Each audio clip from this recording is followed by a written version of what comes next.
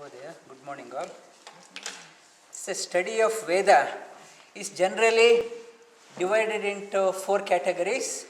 One is called as Shiksha, second is called as Brahmana, third part is called as Aranyaka, and last part is called as Upanishad.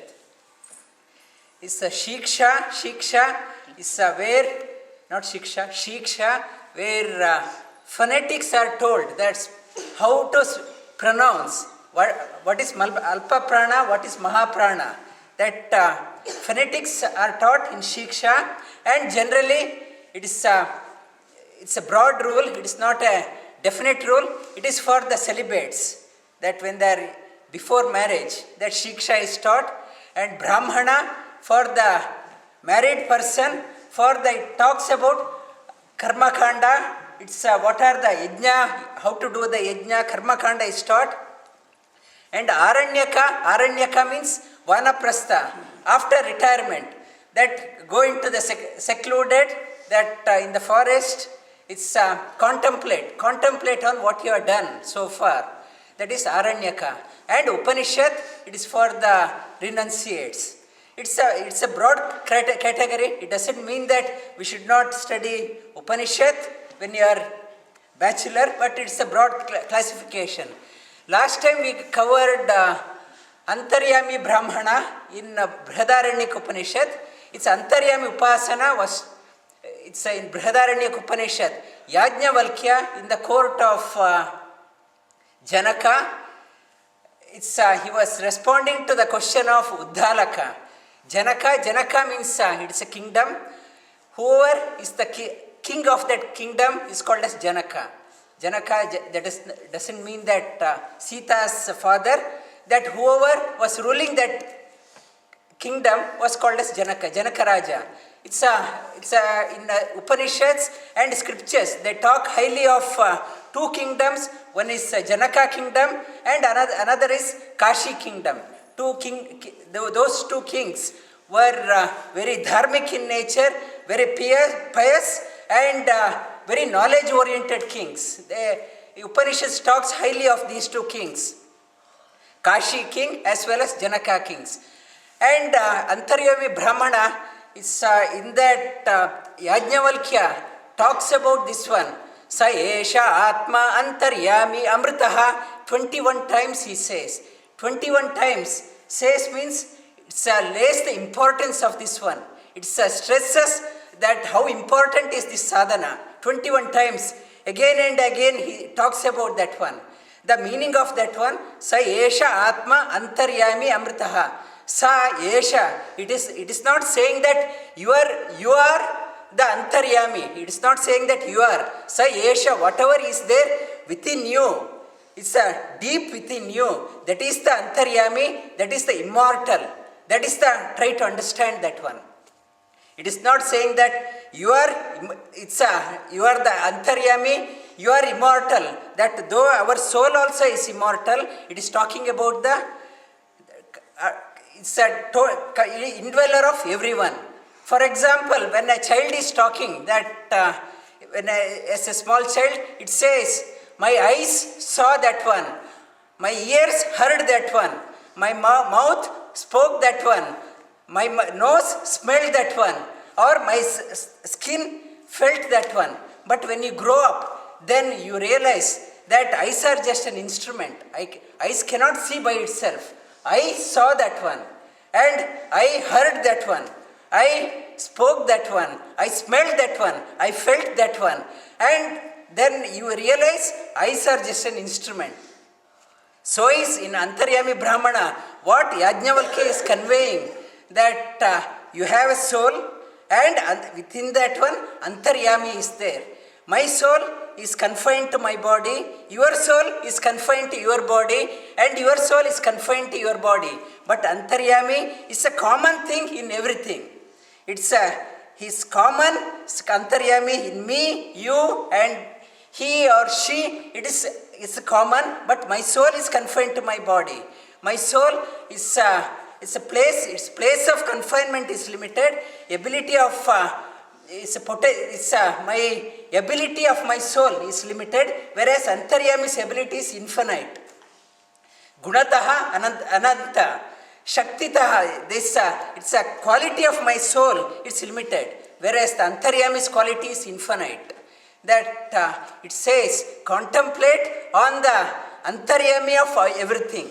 That it's a ultimate upasana. It's the ultimate upasana is Antaryami upasana. It's a Yajnavalkya further says in that one. It's Drishtavya, Adrishta, Drishta, Adrishta, Shruta, Ashruta, Manta, Amanta, Jnata, Ajnata. It's Drishta means seeing, that I see, but I can see only limited thing. But he can, everything is seen by him, but nobody has seen him. He hears that one, but nobody has heard him completely. And the Mantavya, he makes us to think, but nobody has seen the thinker. Jnatavya, he knows everything, but nobody knows about him. That understand this one, Antaryami Upasana is the highest of the Upasana. And it's the one who knows that one, that I am not doing anything. Antaryami is everything, is doing everything. That my capacity is limited, Antaryami's capacity is infinite. I am not doing. He is the object, he is the Bimba, I am the Pratibimba. That he does everything, I can't do anything. That understanding this one, when the Jnani starts understanding this part, there is no arguments, no heated discussion, no anger, no jealousy, because he starts experiencing that one and he sees that he does everything, that I am helpless, that in his presence he makes me to do something. That is the Antaryami Upasana. This example is given that when we see the examples of great jnanis, that it's a learning for the Upanishads. Upanishads it gives the idea, and Puranas, it gives the examples. That Vayu Tattva is among the souls, among the jivas, is the highest Tattva.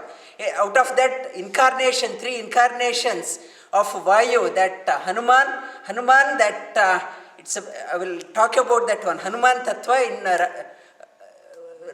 Ramayana, and Bhima in Mahabharata. If you read the entire story, Yudhishthira, Arjuna, Nakula, Sahadeva and others sometimes argued with Krishna. They did not agree with Krishna. But whereas Bhima never disagreed with Krishna. Whatever Krishna says or whatever Bhima says, they agreed to each other. That is another example of Jnani. And Madhvacharya in his scriptures, he writes in congruence with Vedavyasa's writings. There is no dichotomy, it's a conflicting opinions in his writing. It's in Kishkinda Khanda, in the Sampati is a elder brother of Jatayu, that on the bank of Indian Ocean, he tells monkeys that where Sita is, about 100 yojanas away, about 800 yojanas away, he tells that one and he disappears. He gets his wings once he tells that one and he disappears. And these monkeys, headed by Angada was there, Jambavan was there, and Hanuman was there, and other monkeys were there. That Jambavan, that Angada monkey chief at that time, he was leading the troop in search of Sita in the southerly direction. And Angada tells his troops, let us tell our ability, how far we can go. 800 miles jumping across the ocean, it's not an easy task. Let us measure our abilities. One monkey says, I can leap 10 yojanas. And another monkey says, I can leap 20 yojanas. And so forth. And Jambavan says, I can jump 90 yojanas. And our Angada says, I can jump 100 yojanas, but I can't come back.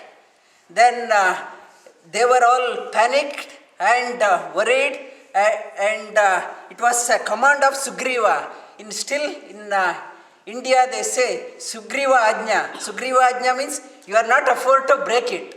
Sugriva asked them to find it, and Angada was too petrified, too scared to go back. If I go back, definitely he will kill us. Let us commit suicide by fasting. Let us remain here without water and food. Let us commit suicide here itself. And Jambavan is an Amsha of Brahma, and he says not to panic. See, at far away, one person is sitting, Hanuman. Hanuman was not at all bothered. He was sitting far away, not at all projecting his greatness. As long as Hanuman is there, he is an embodiment of knowledge, embodiment of strength. As long as he is here, and not to get disheartened. And that when I read that one, that almost tears came out, that jnanis, that how they behave in their life, that he was not jumped into the argument saying that not to worry, I will do everything, that he was far away, not at all. Got into the discussion, he was by himself contemplating that Hanuman, name of Hanuman, Hanuma is a Hanana. Hanana means destroy of all the ajnanas, destroy all the false notions. He destroys that one. That is Hanana. Hanuman means one who destroys all the wrong notions and is a knowledge personified. And Hanuman also means one who has a beautiful jaws. That there is a story, generally they say Hanuman means broken jaws. It is not the meaning that as a child on the solar eclipse day, he wanted to catch that Rahu. He jumped up towards the sun, and Indra threw the Vajrayuda at his jaws. Still Vajrayuda couldn't do anything to his jaws. And he had strong jaws and beautiful jaws. That's why he is called as Hanuman. It's another meaning of Hanuman is beautiful jaws. Another meaning of Hanuman, one with the highest knowledge. That is the meaning of that one. It's a Brihadaranyaka Upanishad. That's why it's Yajnavalkya says again and again, contemplate on the deep within, Antaryami. Then all the doubt, ignorance slowly dissipates, and you won't get into argument unnecessarily. That you remain calm and serene. If you don't observe that Antaryami Upasana, if you proclaim yourself, you are the doer of everything, what will happen? That you go into the cycle of birth and death. That go to the different worlds according to your karma. And we covered around 6 lokas, and we'll read from Bhagavatam.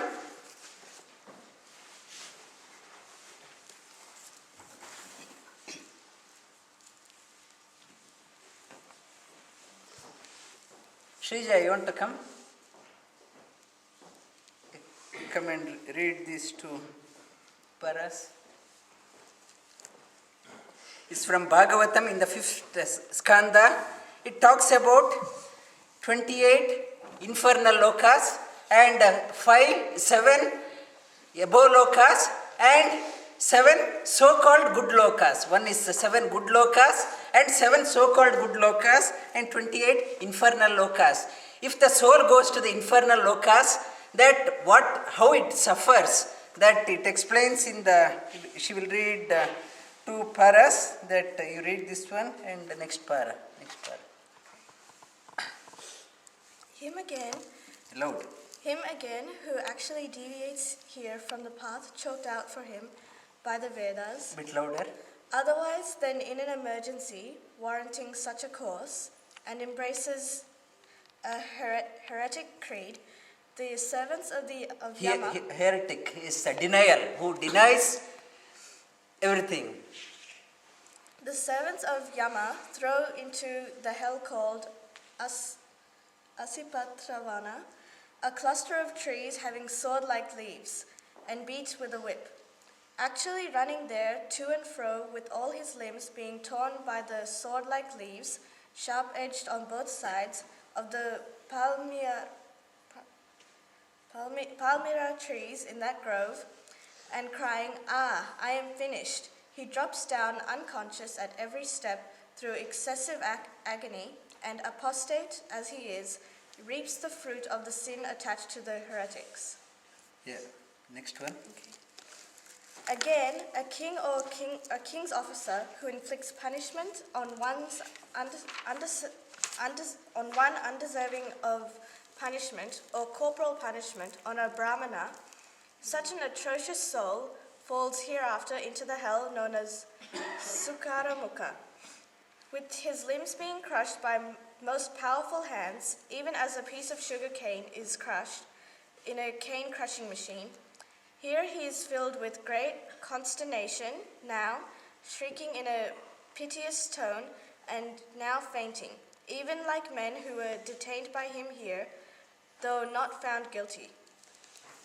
Thank you.